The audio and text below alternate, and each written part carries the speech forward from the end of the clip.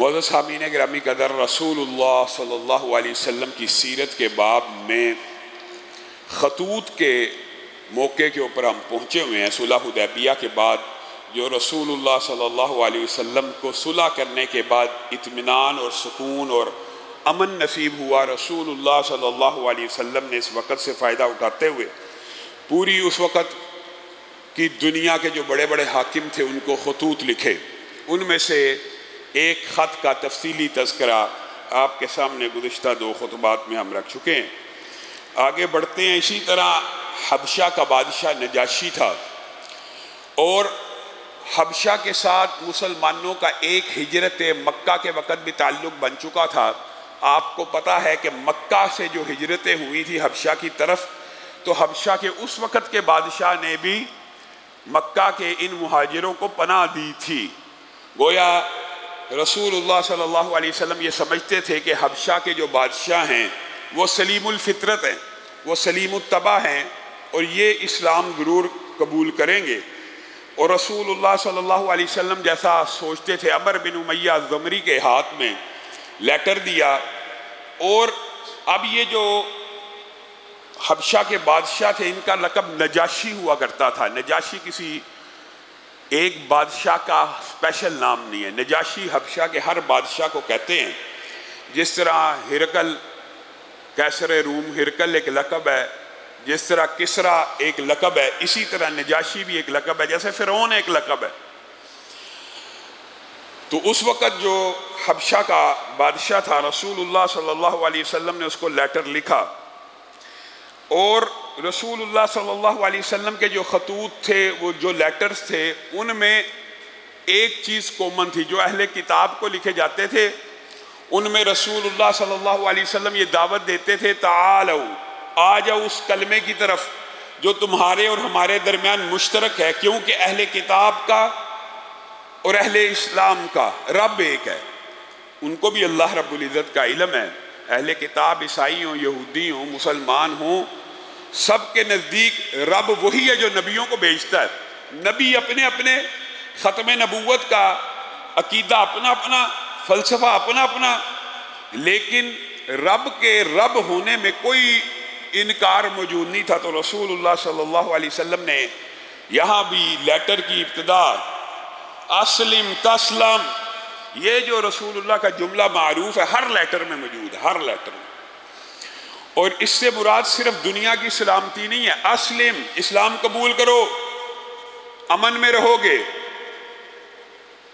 ये बात मैं मानता हूं कि मुस्तशरिकीन ने रसूलुल्लाह सल्लल्लाहु अलैहि वसल्लम के इस जुमले को हमेशा धमकी का कि ये मुसलमानों का जो नबी था, पैगंबर था, आज से 1400 साल कबल जब कोई हथियार मौजूद नहीं थे, जब कोई टेक्नोलॉजी मौजूद नहीं थी, जब पावर इतनी नहीं थी, तब भी धमकी लगाया करते थे। ये मुस्तशरिकीन का ख्याल है।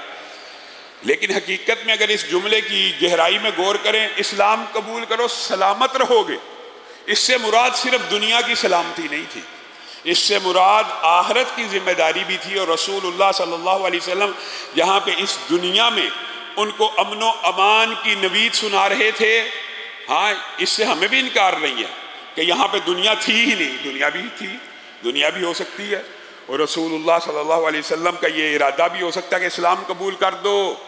और ये बाकी हतूत जो खुलफा ने लिखे वहाँ तो ये बाकायदा बात समझ आती है कि ये इसी दुनिया के बारे में भी था, इस्लाम कबूल करो महफूज हो जाओगे, अमन में आ जाओगे, जिजिया दे दो वरना। तो ये जो जिजिया देने का आगे खुलफा ने जिक्र किया, इससे तो साफ बात साबित होती है कि ये इक़दामी जिहाद के बारे में लेटर से, अगर तुमने इस्लाम को कबूल ना किया तो हमारी सल्तनत बिलाहिर यहाँ तक पहुँच जाएगी, इस्लाम को कबूल कर लो, अस्लिम तस्लम, इस्लाम कबूल करो महफूज हो जाओगे। फिर रसूलुल्लाह सल्लल्लाहु अलैहि वसल्लम ने ये जो नजाशी को लेटर लिखा, इसमें हज़रत ईसा का जिक्र भी किया, क्योंकि पता था अहले किताब है, ईसाईयत, और हज़रत ईसा के हवाले से ये गुफ्तगू की कि हज़रत ईसा की मिसाल आदम जैसी है।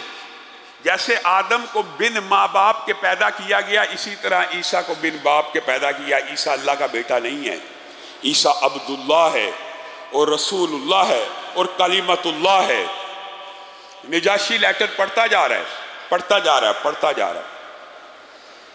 जब उसने लेटर को मुकम्मल पढ़ लिया जो रसूलुल्लाह सल्लल्लाहु अलैहि वसल्लम बिलअमूम लिखा करते थे, बाकी वही मुंदरजात है जो हिरकल के लेटर में मौजूद थे कि आओ एक अल्लाह की इबादत करें, परहेजगारी, तकवा, अगर तुमने इस्लाम को कबूल किया तो ये जो सारी की सारी तुम्हारी रियासत मुसलमान हो जाएगी, तुम्हें दोहरा अजर मिलेगा, और अगर तुमने कबूल ना किया तो इनका गुनाह भी तुम्हारे जिम्मे है।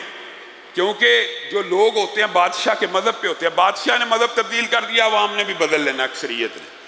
तो अगर इन्होंने इस्लाम कबूल ना किया तो इनका गुनाह भी कल क़यामत के दिन तुम्हारे सर पे इसलिए होगा कि तुम कबूल कर सकते थे और तुमने कबूल ना किया।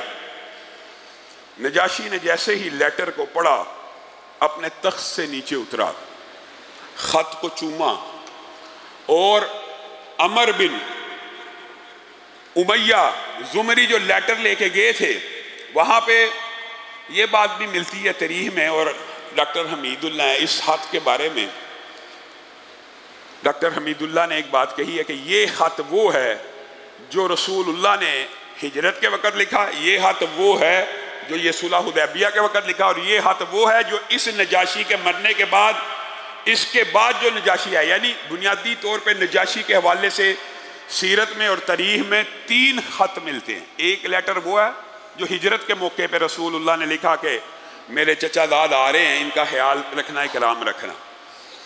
दूसरा लेटर ये है जिसका आज जिक्र कर रहे हैं। इस लेटर के अंदर ये बात भी लिखी थी मेरे चचाजाद को और जितने मुहाजिर हैं, अब तो हमारी सुलह हो चुकी है, इनको वापस भी भेज देना।